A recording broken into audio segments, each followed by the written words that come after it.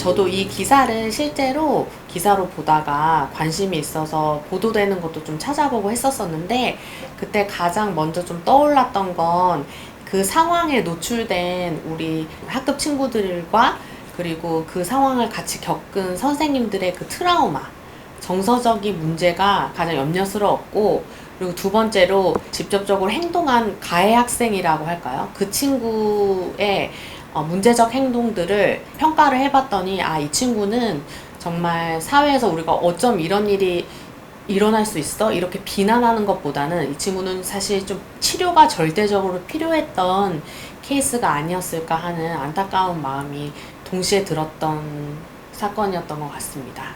사실 여기에서 좀 많이 나오는 정신과적 진단이 있어요. 품행장애라는 진단이 있는데, 그 품행장애는 다른 사람의 기본적인 권리를 침해하고 적절한 사회적 규범이나 규칙을 위반하고 뭔가 지속적이고 반복적인 행동 양상이 나타나는 건데, 여기에서 포인트는 단 한 번의 어떤 사건에 연루돼서 그렇게 행동이나 품행이 그랬지 않았던 아이가 예를 들어서 어떤 그룹에 휘말려서 문제를 일으켰다, 그런 거를 모두 다 비난할 수 있느냐? 그렇진 않거든요. 근데 여기서 병적인 상태로 진단하고 이거를 문제가 되고 치료를 받아야 되는 기준은 사실은 기간이 필요하거든요. 이 네 가지의 그 카테고리에서 지금 15가지 기준이 있는데, 여기에서 1년의 기간 동안을 두고 봤을 때 이 세 가지 기준에 해당이 되는지, 그 다음에 적어도 최근 6개월 안에 한 가지 이상의 행동이 있었는지를 보고 진단을 하거든요.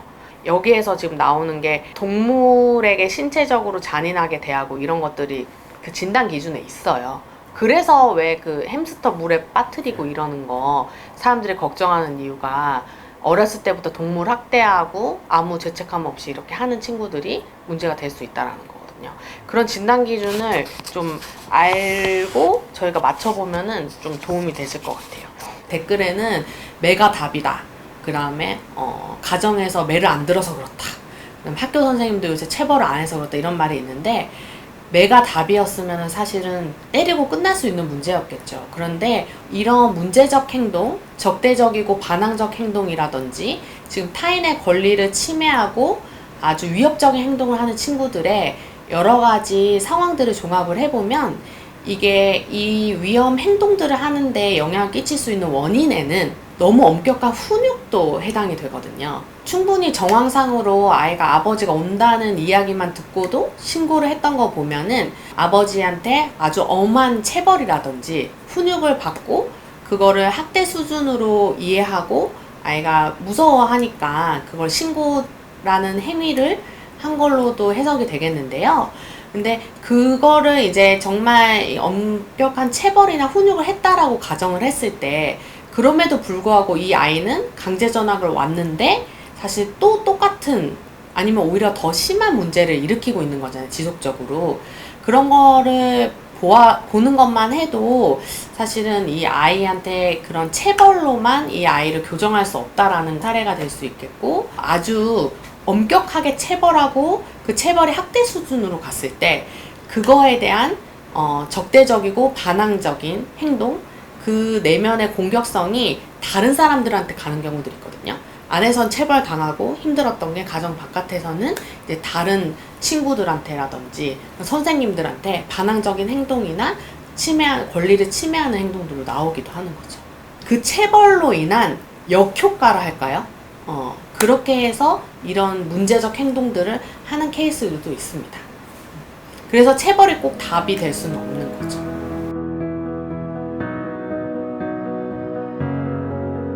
물론 그 학교의 상황과 이 교육청의 지침이 있었을 수 있어서 제가 그걸 판단드리는 입장은 못 되겠지만, 어떻게 보면 사실 돌려막기 한 거밖에 안 되는 거죠.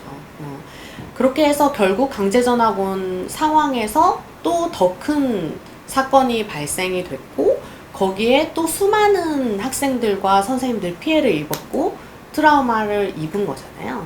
그렇기 때문에 첫 번째 그 문제가 있었을 때 강제전학 전에 이 친구의 정신과적인 상태나 심리적 상태에 대한 충분한 평가와 개입이 들어가고 도움과 치료가 같이 병행된 이후에 학교로 돌아올 수 있는 시스템이 되어야 된다는 거죠. 안 된 상태에서 그냥 이 학교에서 문제를 일으켰으니까 일단 너는 전학 가. 이렇게 해서 갔으니 아무것도 바뀐 게 없는 아이가 갔으니까 또 그런 행동들을 반복했던 거죠. 그러니까 피해자는 또 고스란히 남았던 거고요. 교장 선생님이나 선생님한테 대들면서 욕설하는 거는 물론이거니와 그걸 지나쳐서 칼까지 들고 위협하고, 그리고 다른 자기를 촬영한 그 원본을 삭제하라면서 여학생들 뭐 이마 밀치거나 이러면서 아예 신체적인 위협이나 폭행까지 가했는데, 그거를 고스란히 겪은 그 학생들은 사실은 무슨 죄예요.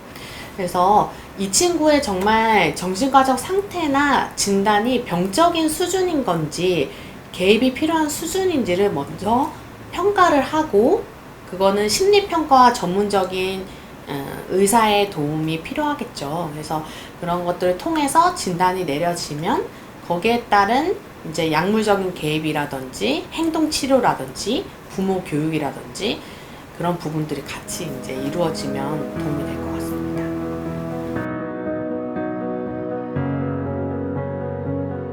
품행장애가 위험 요인이 있거든요. 아이가 태어날 때부터 기질적으로 굉장히 예민하고 공격적인 친구들이 있어요. 행동 조절이 제지나 조절이 잘 안 되는 친구들 있잖아요. 그것도 사실은 예측해 볼 수 있는 하나의 요인이기도 하고, 두 번째는 부모의 영향도 큽니다.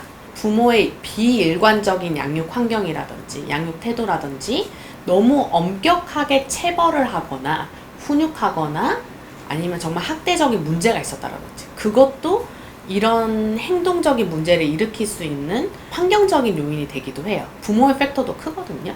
그래서 그런 부분들도 저희가 체크를 해보셔야 될 부분인 거고, 그 다음에 어울리는 그런 친구들이나 사회적 상황들에서 정말 문제가 될 수 있는 상황들이 있을 수 있는지 그런 것들도 같이 보셔야 되는데, 예를 들어서 다른 친구들 물건을 훔쳤어요. 아니면 뭔가를 망가뜨렸어요. 그렇다고 얘가 뭐 다 품행장애냐? 그런 건 아니거든요. 그래서 진단을 받아야 되는 것도 아니고. 근데 다만 아이의 어떤 문제시되는 행동이나 그걸로 인해 다른 사람들 피해받는 상황들이 적어도 6개월에서 1년 이상 동안 반복적으로 지속이 된다면은, 그때에는 한번 정신과 전문의를 찾아가서 상담을 해보셔도 좋을 것 같아요. 이게 상담을 한다고 전부 다 진단적인 검사를 하고 치료를 하진 않거든요. 일단 이런 문제랑 아이가 이런 게 있어서 왔는데 혹시 뭐 진단이 필요합니까? 이런 상담도 할 수 있어요. 그런 상담을 받는다고 다 기록에 남는 것도 아니고, 이 기록이 문제가 되지도 않기 때문에 만약에 의심이 되시거나 궁금하시겠다 하면은 사실 전문가를 찾아가서 의논해 보시는 것도 좋은 방법인 것 같습니다.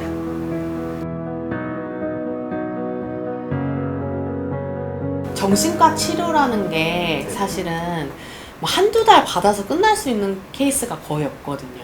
아주 가벼운 우울증이라고 쳐도 보통 6개월에서 1년이거든요.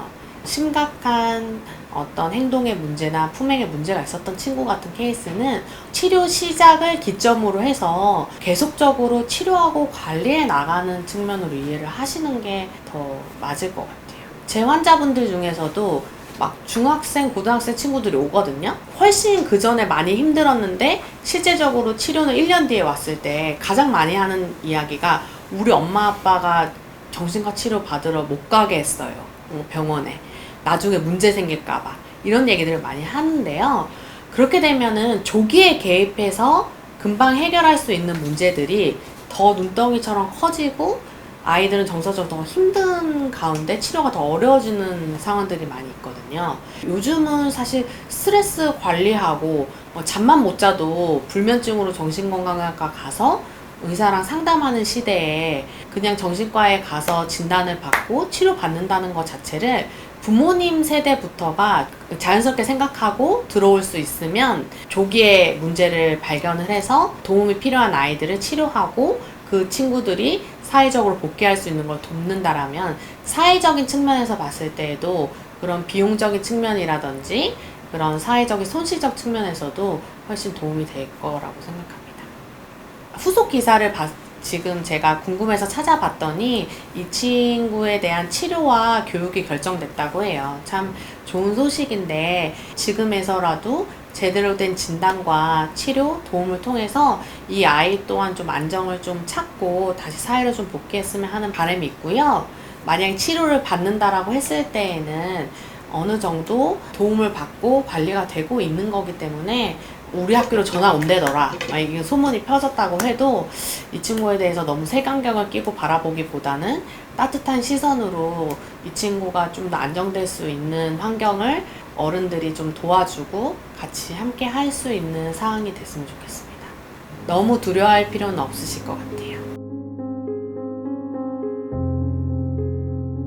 이 아이가 그냥 요즘 시대에 그냥 버릇없는 행동, 매를 안 맞고 훈육을 잘못해서 이렇게 문제가 되는 행동까지 하는 아이라는 그냥 이슈로만 다뤄지고 사람들이 얘는 때려서 어쨌든 매가 약이다 이슈몰이만 하고 끝났던 것 같은데, 정신과 의사의 관점에서 전문적으로 봤던 거는 이 친구는 충분히 좀 병적으로 진단이 가능하고 좀 도움이 필요한 케이스라고 보여졌거든요.